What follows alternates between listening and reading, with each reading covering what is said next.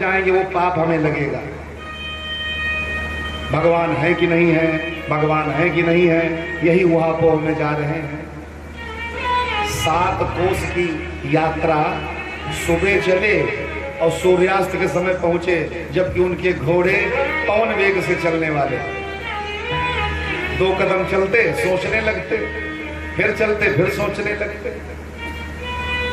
संध्याकालीन पहुंचे, क्या देखा?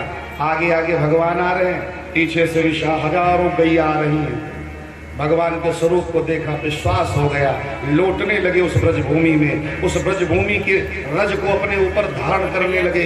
अरे धन्य हो ब्रजवासियों, धन्य हो ब्रजवासियों, तुमने देवताओं को भी जीत लिया।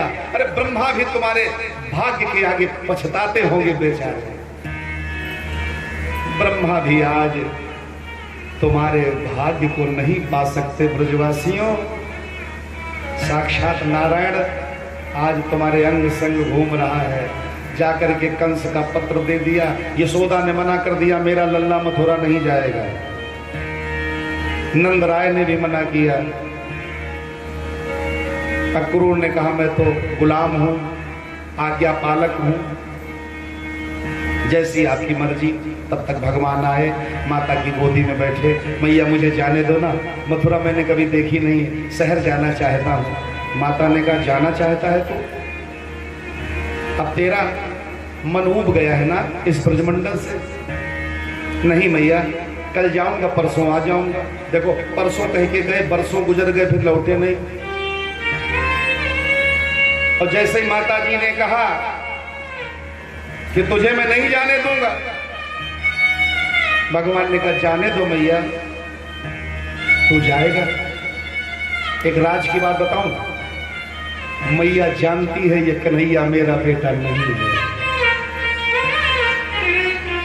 फिर भी बेचारी लकीर पीट रही है कि कन्हैया मेरा ही है और किसी का नहीं हो सकता। ये गोविंद मेरा ही है, ये किसी का नहीं हो सकता।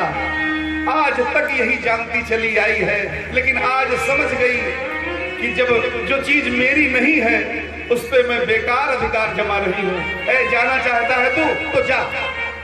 और झट से माता ने क्या किया, जितनी उसकी वस्तुएं थी कन्हैया की सब एक गठरी में बांधी, जितने खिलौने थे सब बांधे, एक एक वस्तु गठरी में बांध दी। कन्हैया ने कहा ये क्या कर रही हो मैया? कहा तेरी कोई वस्तु मेरे सामने पड़ेगी तो मुझे रोना आएगा। जा तू, तुझे जाना है तो जा, अब मुझे मरना है या जीना है, अब तो क्या इसका जिम्मेदार है कन्हैया? भगवान कहते मैया परसों आ जाऊंगा। अब परसों की बात कह के महाराज श्री सुखदेव भगवान कहते जितने लोगों को पता चला कि भगवान जा रहे हैं, कन्हैया जा रहा है, तो एक एक करके सभी इकट्ठा होने लगे। कन्हैया क्या मथुरा जा रहे हो, मथुरा जा रहे हो? हजारों की भीड़ इकट्ठा हो गई। आज उस वृंदावन की हालत को देखना। अक्रूर को सभी क्रूर कह रहे हैं, ये क्रूर आया है और देखो हमारे कन्हैया को हमसे जुदा करके लिए जा रहा है। प्रातः काल हुई, सभी दरवाजे पे खड़े हो गए। अब रथ को कोई नहीं जाने दे रहा है, कोई रथ की बागडोर पकड़े है, कोई रथ के सामने लेटा है और क्या कह रहे हैं, हे भैया कन्हैया अगर जा रहे हो तो हिसाब देकर जाओ। लोग रोते जाते और कन्हैया से बात करते जाते, क्या कहते, अगर जा रहा है तो हिसाब देके जा। कितना माखन चुराया रे कन्हैया। रे तू जा रहा है, पहले बता के जा, तूने कितना माखन चुराया है, हम लोगों को तूने कितना सताया है। अरे किन किन के घर में तू जा करके और माखन चुरा करके खाता था, वो सबका एक एक हिसाब तुझे देना पड़ेगा। तो उस प्रेम को देख करके सुखदेव भगवान ने कहा, हे परीक्षित, मेरे बस की बात नहीं है जो वहां की बात को मैं कह सकूं। मेरे पास एक परमहंस जिसे संसार के राग द्वेष से कोई मतलब नहीं, आज वो परमहंस कह रहा है, परीक्षित वहां के उस प्रेम को देख करके बड़े बड़े धैर्यवान लोग, बड़े बड़े साहसी लोग जो संसार की माया से मुक्त हैं, विनिर्मुक्त हैं, ऐसे लोग भी आंसू बहाते चल पड़े। अब देखो कहते हैं, कितना माखन चुराया रे कन्हैया, हो कितना माखन चुराया रे कन्हैया, हो कितना माखन चुराया रे कन्हैया, कितना माखन चुराया रे कन्हैया। कहने लगे ब्रजवासी, कौन हिसाब रखे अब इनका भोले ब्रज नर नारी, कौन हिसाब रखे अब इनका भोले ब्रज नर नारी। देख देख तेरी मनमोहन छवि सुध भूले सारी, देख देख तेरी मनमोहन छवि सुध भूले सारी।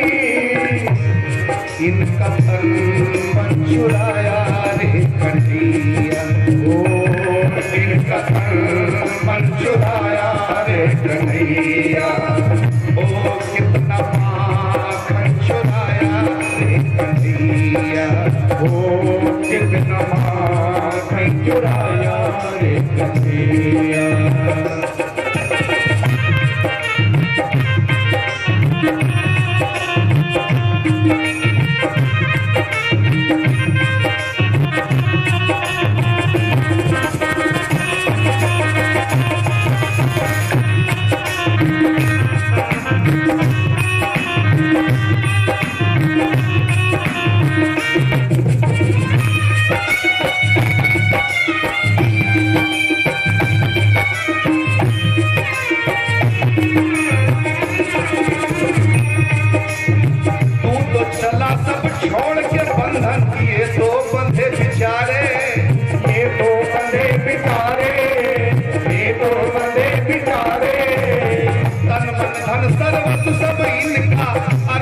चरण तुम्हारे, अर्पित चरण तुम्हारे, अर्पित चरण तुम्हारे। काहे धन ये चुराया रे कन्हैया, ओ काहे धन ये चुराया रे कन्हैया, कितना माखन चुराया रे कन्हैया, ओ कितना माखन चुराया रे कन्हैया। तू तो भूला भूल सके ना, इन्होंने सर्वस्व खोया, इन्होंने सर्वस्व खोया, इन्होंने सर्वस्व खोया। भूल से हृदयों में क्यों तूने सूल विरह का खोया, सूल विरह का खोया, सूल विरह का खोया।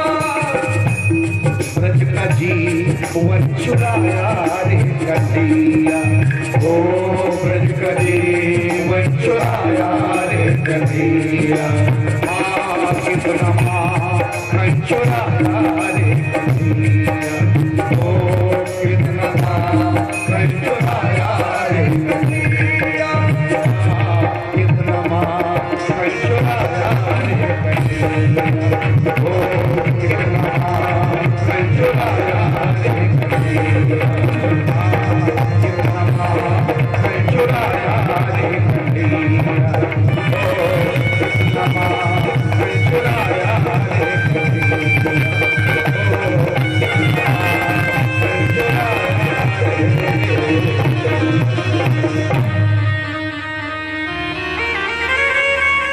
जा रहा है तो हिसाब दे के जा। रथ चला, भगवान ने अपनी माया को बुलाया, इनको सबको समझाओ ना। माया ने कहा महाराज हमारे बस की बात नहीं, ये अब आप ही कर सकते हैं। भगवान चले, धीरे धीरे सबको धीरे धीरे हाथ जोड़ते हैं, जाने दो परसों आ जाऊंगा, मुझे जाने दो परसों आ जाऊंगा। राधा बीच मार्ग पर लेटी है, अगर जा रहे हो तो मुझे बताओ ललिता दौड़ करके आई, हे कन्हैया तो इतना निर्मोही, अरे राधा से तुम मिलकर के नहीं जा रहा है। देखो भैया, कुछ लोग कहा करते हैं कि राधा सिर्फ प्रेमिका है ना, राधा से भगवान का पाणी ग्रहण हुआ है, विवाह हुआ है। और ब्रह्मा जी ने स्वयं आकर के ब्रजमंडल में राधा और कृष्ण को पाणी ग्रहित किया है, भांवरे डलवाई हैं। ये कोई कहे अगर तो गलत है। भगवान की पहली पत्नी राधा,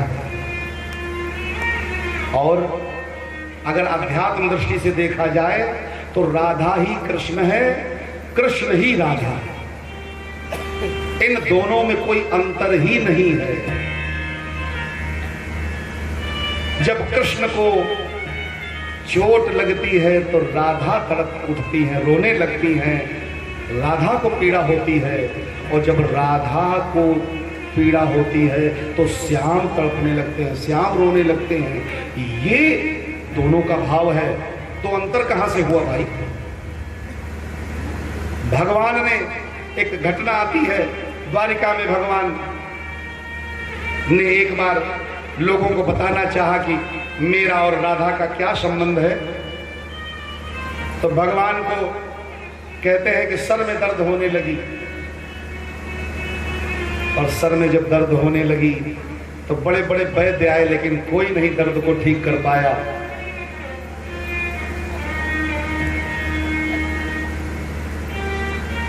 तो भगवान ने कहा, हम जानते हैं कि हमारा सर दर्द कैसे ठीक होगा।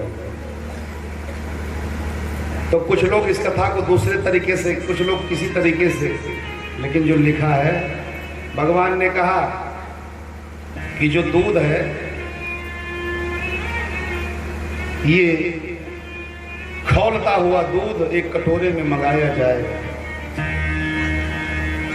कटोरे में दूध आया,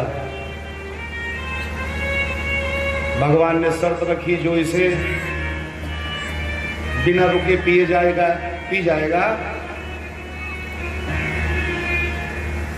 वही हमारे दर्द को शांत कर सकता है। या मैं स्वयं पी जाऊं या मेरा कोई सहयोग करे। तो कहते हैं उस खौलते हुए दूध को पीने के लिए कोई तैयार नहीं हुआ। तो झटपट करके श्याम ने उस कटोरे को उठाया और श्याम उस कटोरे के दूध को, खौलते हुए दूध को पी गए। और श्याम ने पिया और इधर राधा के गले में छाले पड़ गए। राधा तड़प उठी, आखिर मेरे श्याम को क्या हो गया है? श्याम और राधा एक है। श्याम राधा दो हो ही नहीं सकते। एक बार जो है राधा ने कहा, श्याम आप ऐसा करो कि मुझसे विवाह करो। तो भगवान हंसने लगे, कहा राधा, विवाह करने में दो लोगों की आवश्यकता होती है और हम तुम तो एक ही है, तो किससे शादी की जाए? बोलो गोविंद भगवान की। जो ये मानता है कि राधा श्याम का पाणी ग्रहण हो गया है तो वो प्रमाणित है, और आध्यात्मिक दृष्टि से राधा और श्याम अलग नहीं है। आज भगवान ने राधा को जगाया, राधा रो रही है, उठाया और कहने लगे, सुनो, तुम शक्ति हो, मैं ब्रह्म हूं।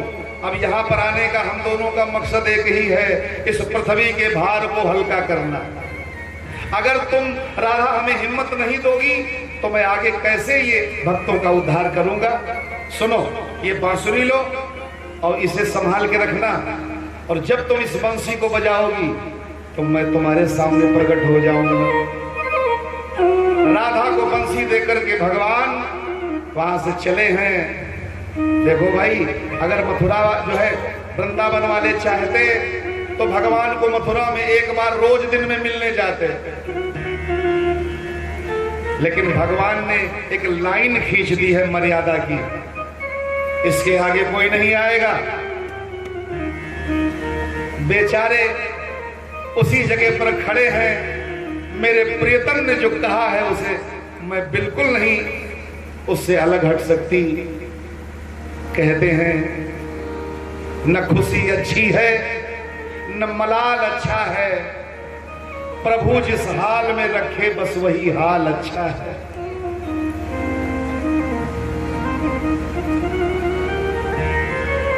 जब तक रथ की ध्वजा दिखाई देती रही तब तक बेचारे ब्रजवासी खड़े रहे, देखते रहे। जब वो रथ की ध्वजा